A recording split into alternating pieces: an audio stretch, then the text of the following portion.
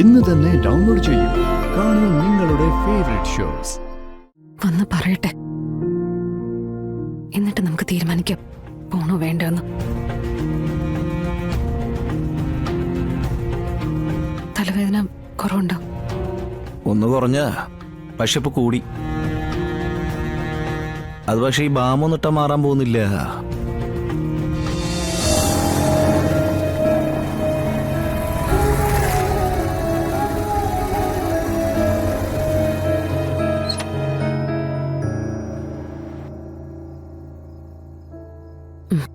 മോൾ ഉറങ്ങിക്കോ.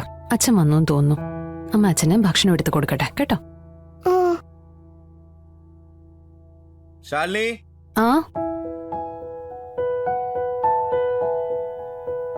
ഞാൻ മോളെ ഉറക്കായിരുന്നു, അതാ വരാൻ താമസിച്ചേ.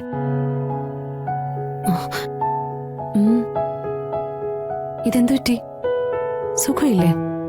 മുഖമൊക്കെ വല്ലാതിരിക്കുന്നല്ലോ. ഏയ് അത് എന്താന്നറിയില്ല, ഒരു തലവേദന. ബാമല്ല ഇരിപ്പുണ്ടാ? ഉണ്ടല്ലോ, എടുത്തു തരാം. ആ, ഒന്ന് കൊണ്ടുപോവാ.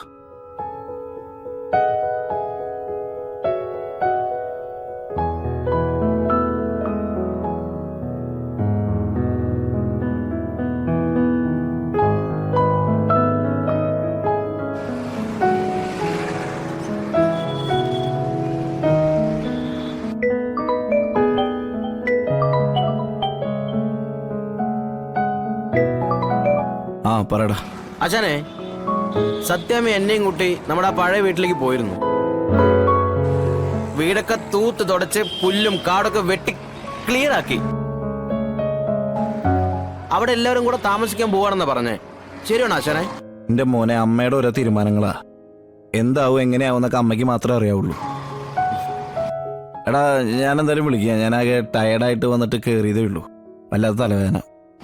അച്ഛനെ ഹോസ്പിറ്റലിൽ പോണോ? പറഞ്ഞാൽ മതി അച്ഛനെ, ഞാൻ വരാം. അതൊന്നും വേണ്ട, ഒന്ന് കടന്നാ മതി. ആ, എന്നാ ഗുഡ് നൈറ്റ് അച്ഛനെ. ആ, ഞാൻ വിളിക്കാം.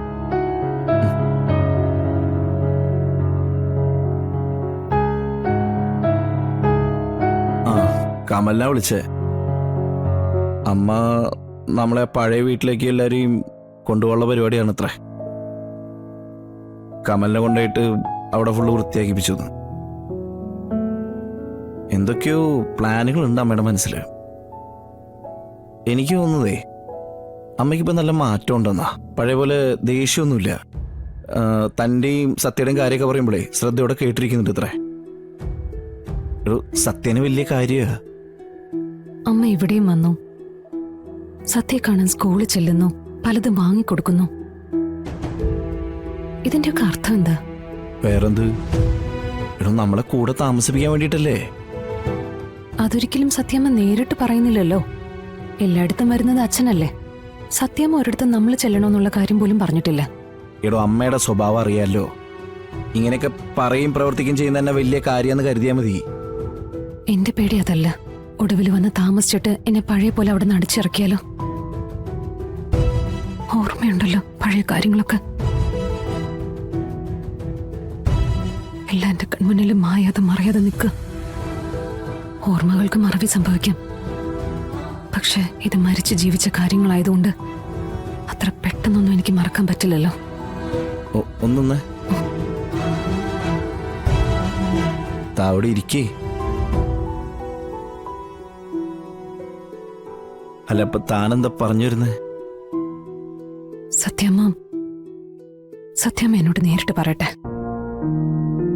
അല്ലാതെ കുട്ടികൾക്ക് ഐസ്ക്രീം വാങ്ങിച്ചു കൊടുത്തും മറ്റുള്ളവരെ കൊണ്ട് പറയിപ്പിച്ചു അല്ല മരുമകളെയും മകനെയും ഒപ്പം താമസിക്കാൻ വിളിക്കേണ്ടത്. വന്ന് പറയട്ടെ, എന്നിട്ട് നമുക്ക് തീരുമാനിക്കാം പോണോ വേണ്ടെന്ന്. തലവേദന കുറവുണ്ടോ? ഒന്ന് കുറഞ്ഞ, പക്ഷെ ഇപ്പൊ കൂടി. അത് പക്ഷെ ഈ ബാമൊന്നിട്ടാ മാറാൻ പോകുന്നില്ല.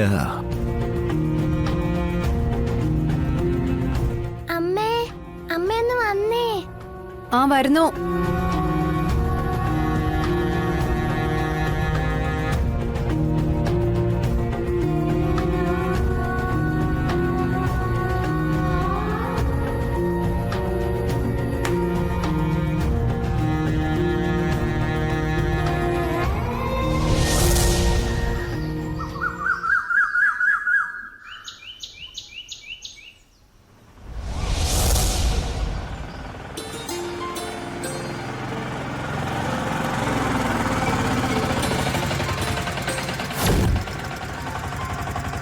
ചേട്ടാ എത്രയാ? 50.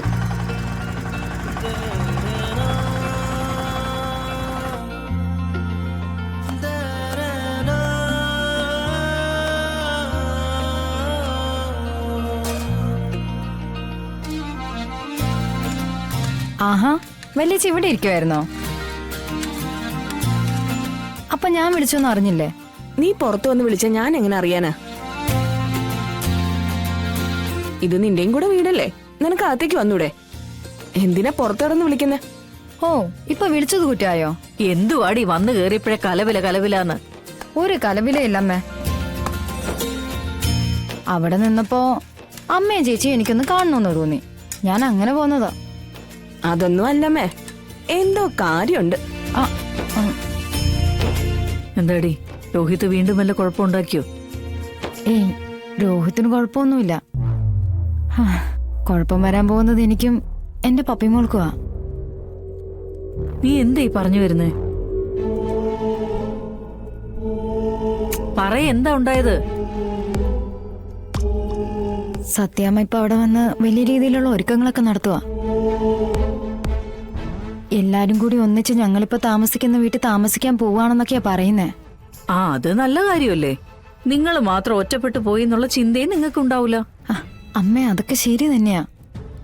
പക്ഷേ സത്യാമ്മ ഇപ്പൊ മറ്റൊരു ലോകത്താ. എന്താ ഇപ്പൊ പെട്ടെന്ന് ഇങ്ങനെ ഒരു മാറ്റം ഉണ്ടായതെന്ന് എനിക്കറിയില്ല. സത്യയുടെയും കുഞ്ഞേച്ചിയുടെയും കാര്യം പറയുമ്പോ സത്യമ്മയ്ക്ക് ഇപ്പൊ 100 നാവാ. ആ, അത് നല്ലതല്ലേ മോളെ. എത്ര നാളാ ശാലിനിയുടെ പേര് കേൾക്കുന്നത് തന്നെ ഇഷ്ടമില്ലാതെ സത്യാമ്മ നടന്നത്. ഇപ്പൊ ആ മനസ്സിൽ ശാലിനിയോടുള്ള വെറുപ്പും വിദ്വേഷവും ഒക്കെ പോയിട്ടുണ്ടെങ്കിലേ അത് നമ്മുടെയൊക്കെ പ്രാർത്ഥനയുടെ ഫലം ഒന്നുകൊണ്ട് മാത്രമാ.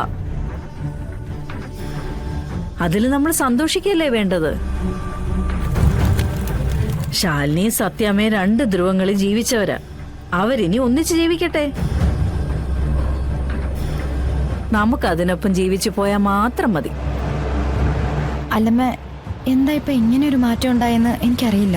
സത്യക്ക് കിടക്കാൻ പ്രത്യേക മുറി, സത്യക്ക് പഠിക്കാൻ പ്രത്യേക മുറി, ബുക്കുകളൊക്കെ വെക്കാൻ പ്രത്യേക അലമാര, പിന്നെ കുഞ്ഞേച്ചിക്കും വിഷ്ണുവേട്ടനും കിടക്കാൻ മുകളിലത്തെ പ്രധാന മുറി, പിന്നെ കുഞ്ഞേച്ചിയെ കാണാൻ വരുന്ന പ്രധാന ഗസ്റ്റുകൾക്ക് ഇരിക്കാൻ പ്രത്യേക സംവിധാനങ്ങള്. അങ്ങനെ എന്ത് വേണം അവിടെ? അമ്മേ, ഇവൾക്ക് ശാലിനിയോട് നേരിയൊരു കുശുമ്പ് വന്നിട്ടുണ്ടോന്നൊരു സംശയം.